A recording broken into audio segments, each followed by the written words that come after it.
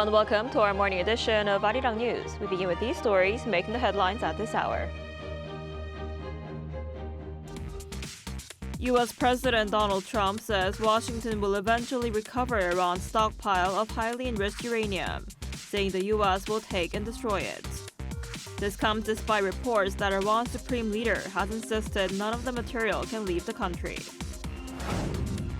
Two South Korean activists returned home this morning after being released by Israeli forces that had detained them on 8 vessels bound for the Gaza Strip earlier this week. Starting today, members of Samsung Electronics labor union will vote on a wage agreement after the union agreed to cancel a planned strike following a last-minute deal with management. The tentative deal will pass if a majority of members participate and more than half vote in favor. U.S. President Donald Trump says the U.S. will take and destroy Iran's highly enriched uranium. However, Iran's supreme leader says the material cannot leave the country. Meanwhile, Trump's Secretary of State Marco Rubio says some progress has been made in peace talks, but that obstacles remain. Our Chong starts us off.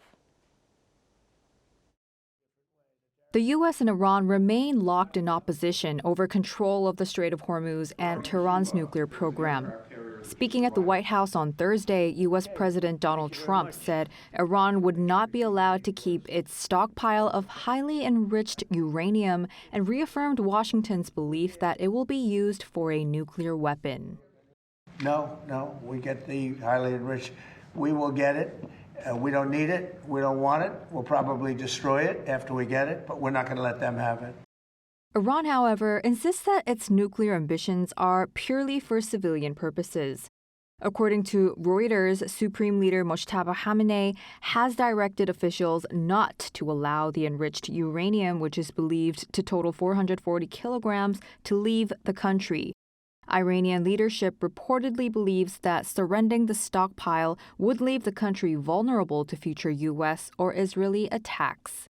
Before departing for a NATO ministerial meeting in Sweden on the same day, U.S. Secretary of State Marco Rubio said there had been some progress in talks, but called out Iran over its efforts to implement tolls for ships wishing to pass through the Strait of Hormuz. He added that any diplomatic resolution would become impossible if Iran goes ahead with a toll system. Rubio also expressed frustration with European allies who have refused to grant military base access during the conflict. No one in the world is in favor of a tolling system. It can't happen. It would be unacceptable. It would make a diplomatic deal unfeasible if they were to continue to pursue that. So it's a threat to the world if they were to try to do that. And it's completely illegal. Although little progress appears to have been made since a fragile ceasefire 6 weeks ago, a diplomatic window is still open. One of the peace talks' central mediators, Pakistan's Army Chief Azim Munir, possibly left for Tehran on Thursday for talks, according to sources from Reuters. U.S. officials indicate that the outcome of Pakistani-led meetings over the coming days will determine the fate of the ceasefire. Chong, Arirang News. Two South Korean activists returned home this morning after being released by Israeli forces following separate interceptions of 8 vessels headed toward the Gaza Strip earlier this week. Kim Ha-hyun had been aboard a ship seized by Israeli forces in waters off Gaza, while Kim Dong-hyun was on another 8 vessel intercepted near Cyprus.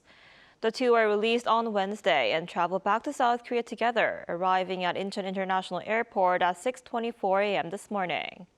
The release comes as President Lee Jae-myung on Wednesday condemned Israel's seizure of humanitarian aid vessels and accused Israel of violating international law.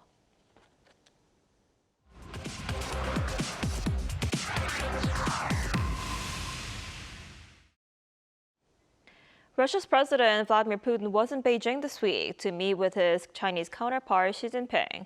And this comes amid reports that Xi may visit North Korea as early as next week. For more on this, we're joined today by Dr. Stephen Norper, President at Asia Dialogue. Dr. Norper, thanks for coming on today. Thank you. So Putin met with China's Xi in Beijing this week, but the two sides appear to have failed to reach an agreement on pipeline details. What do you make of the summit? Well, it really shows the disadvantage that Russia finds itself in relative to China. The relationship is close, and certainly President Putin wanted to show good relations, a bon ami with President Xi, especially 4 days after the visit by President Trump. However, they were able to come to an agreement and to make an announcement regarding what it considered condemnation of U.S. unilateralist policy.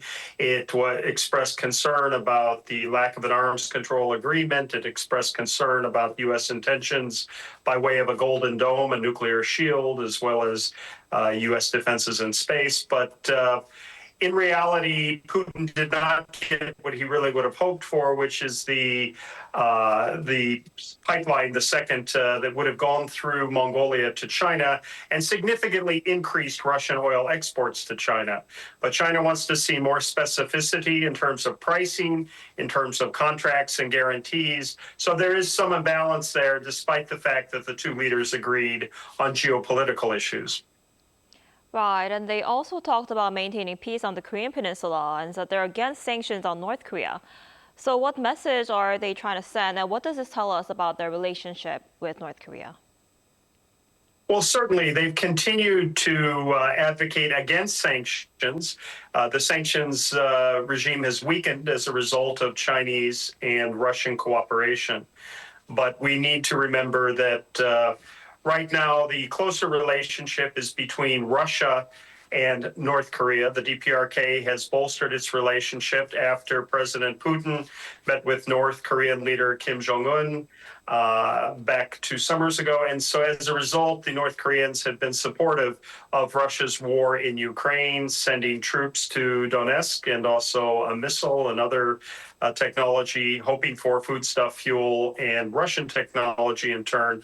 China has found itself a bit out in that regard, but China has also been careful to make sure that it's approaching the DPRK again, and certainly this potential visit by Xi and recent visits by the Chinese foreign minister and other senior dignitaries have echoed China's continued interest in making sure that there is, from its perspective, a stable Korean peninsula and its favoritism toward Pyongyang.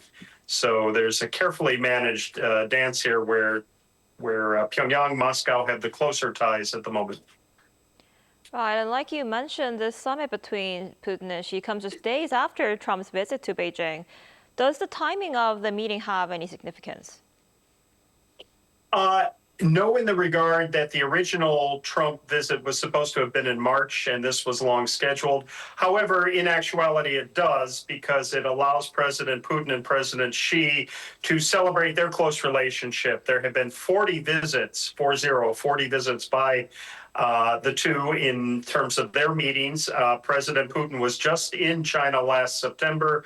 So for him, he is able to look and emphasize that his relationship with China is much closer than China's relationship with the U.S. President Trump had not visited in 7 years. And certainly China has an advantage to having both Putin and Trump come in the same week. And it shows Xi's upper hand at the moment.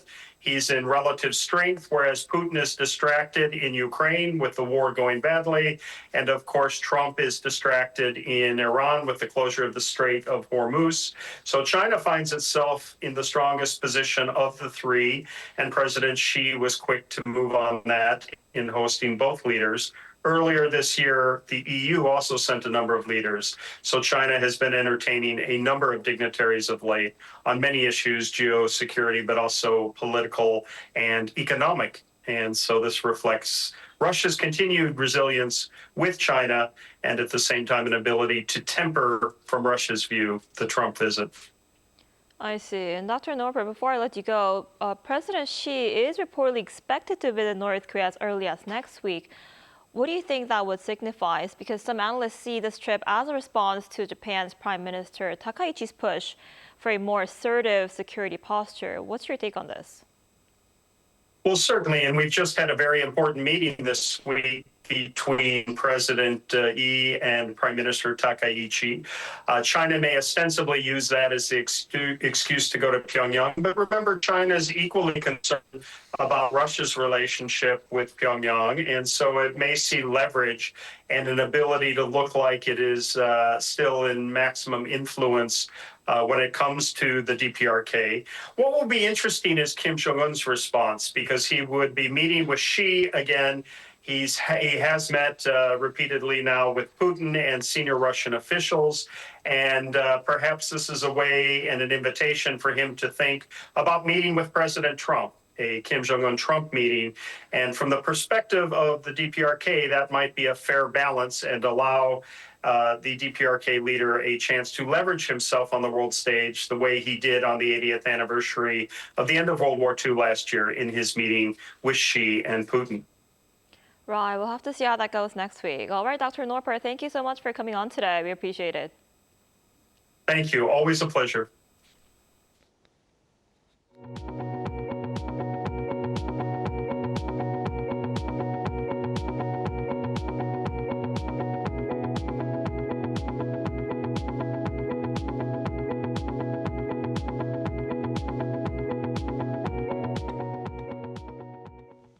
A union vote is underway at Samsung Electronics on a tentative wage agreement that could deliver major pay raises and massive performance bonuses for semiconductor employees. The proposed deal includes a new profit-linked bonus system tied to chip division earnings and could become legally binding if approved by union members by next week. Our Lee Seung-jae has more. A union vote on a tentative wage agreement between Samsung Electronics management and labor begins Friday, with the outcome set to determine whether the deal officially takes legal effect. The company's labor union will launch an electronic vote on Friday at 2 p.m. that will continue through to next Wednesday. The agreement will pass if a majority of eligible union members participate and more than half vote in favor. If the proposal is rejected, labor and management will have to resume negotiations. The tentative 2026 wage deal includes a newly created special management performance bonus funded by 10.5% of semiconductor division operating profits, a new housing loan program worth up to 500 million won, or about $332,000, and an average wage increase of 6.2%. Brokerage firms estimate Samsung Electronics could post operating profits of around 300 trillion won this year, equivalent to roughly $200 billion. If that forecast holds, employees in the memory chip division could receive combined bonuses worth up to 600 million won, or about $400,000 this year, including both the new special bonus and existing excess profit incentive pay. The special management bonus will be paid entirely in company stock after taxes. Even employees in non-memory semiconductor businesses, including System LSI and Foundry divisions, expected to remain unprofitable this year, are projected to receive at least 160 million won, or roughly $106,000, through shared profit distribution within the semiconductor division. Lee Seung-jae, Arirang News. With less than 2 weeks left until the June 3rd local elections, candidates have now officially launched their campaigns. Our political correspondent Moon Hae-ryun takes a closer look at the ruling party's strategy in Seoul.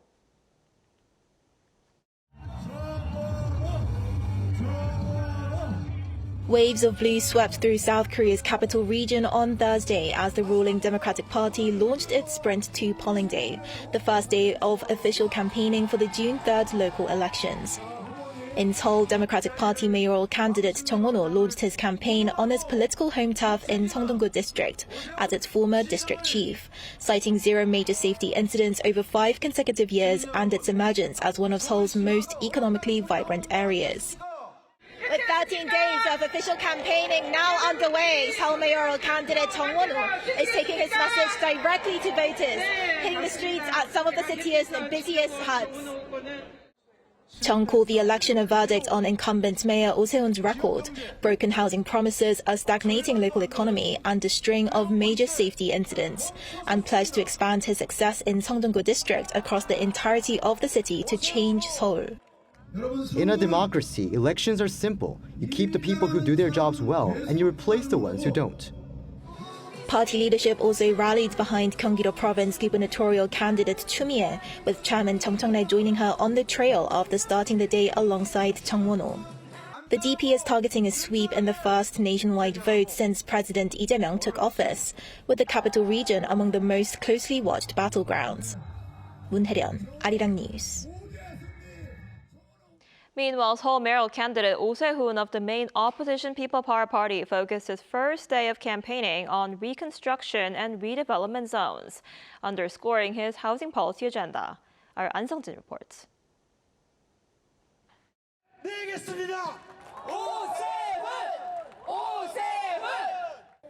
Housing for all is one of the central messages from Seoul mayoral candidate Oh Se-hoon from the main opposition People Power Party.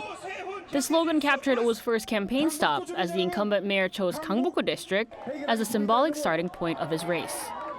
Highlighting his personal ties to the area through his alma mater, he stressed the urgency of reconstruction and redevelopment projects to improve living conditions in older neighborhoods across northern Seoul. We aim to accelerate redevelopment efforts, including easing height restrictions and recognizing current floor area ratios to provide incentives for stalled projects. Oh frames the election as a turning point for public policy, particularly on real estate and livelihood issues. Calling himself a protector of Seoul, Oh stresses his responsibility to work and ease the difficulties of people. He argued that rising housing costs have placed a growing burden on ordinary citizens and said the vote would serve as an opportunity to demand policy changes that better reflect economic realities. With election campaigning just beginning, the incumbent mayor is focusing on housing issues and welfare policies to grab swing voters. An Sung-jin, Arirang News.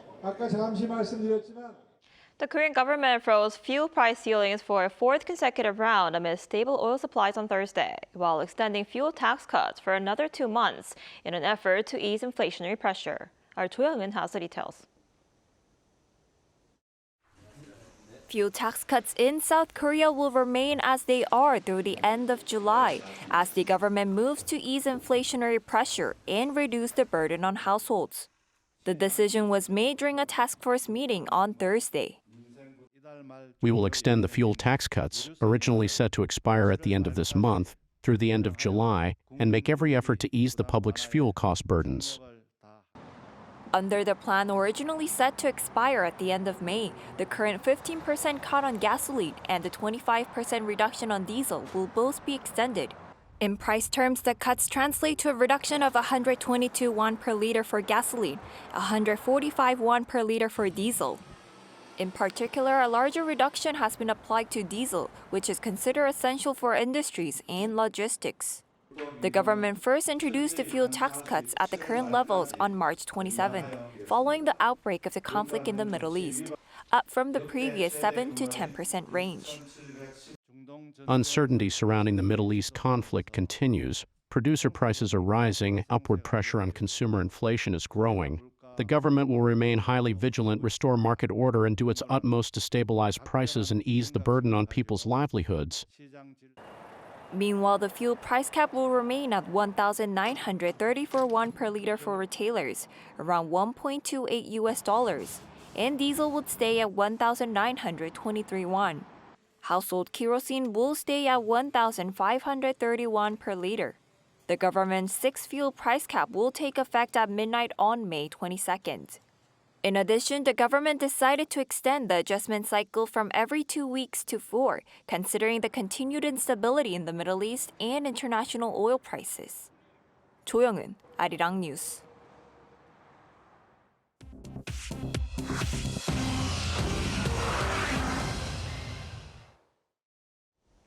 Good morning, I'm Choo Ji-hyun, and this is The World Now. U.S. President Donald Trump said the United States will send an additional 5,000 troops to Poland.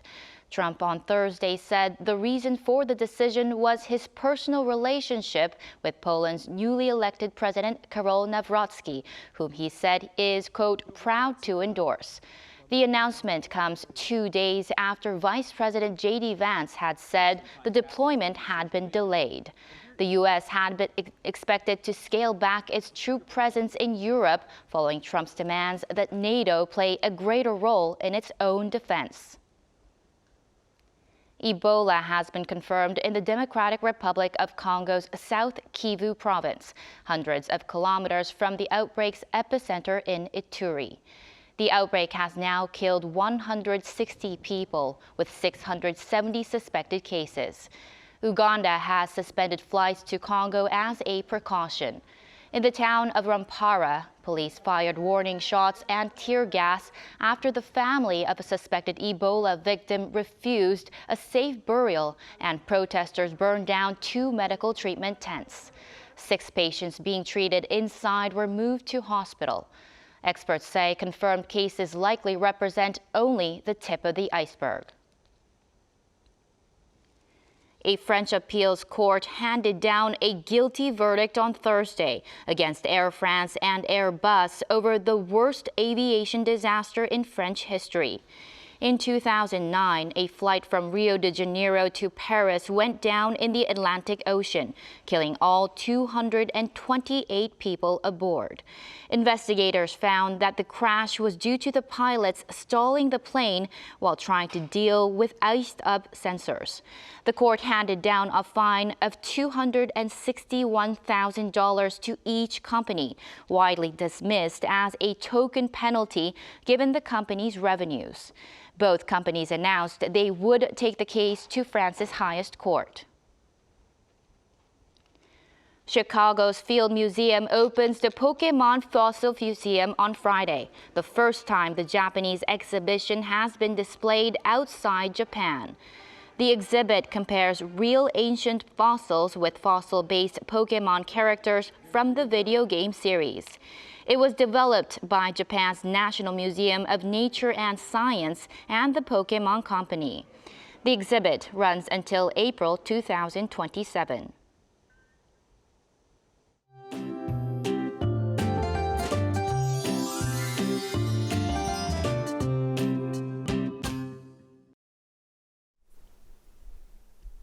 Good morning, I'm Lee Ji-hyun with the latest weather updates. After yesterday's gray skies and rain, the sunshine is finally back. Seoul woke up to bright skies this morning, and today's weather will feel much more like early summer again for the western parts of Korea. Meanwhile, most of the East Coast regions remain breezy with highs staying in the mid to upper teens this afternoon. Then the holiday weekend is shaping up to be warm and mostly sunny. Temperatures will climb a little higher each day, and Seoul could hit 30 degrees Celsius by Monday, bringing back full early summer heat to the country. And this afternoon, highs will be going up 5 to 7 degrees Celsius higher than yesterday in many parts of Korea, with Seoul getting up to 26 degrees, Gwangju at 25 degrees Celsius, Daejeon at 26 degrees as well, Daegu topping out at 23 degrees with strong UV rays expected in most parts of Korea during the day, and air quality will be clean nationwide all day today. Then nationwide rain next Tuesday will put the brake on rising heat. Then temperatures will stay near seasonal norms throughout next week.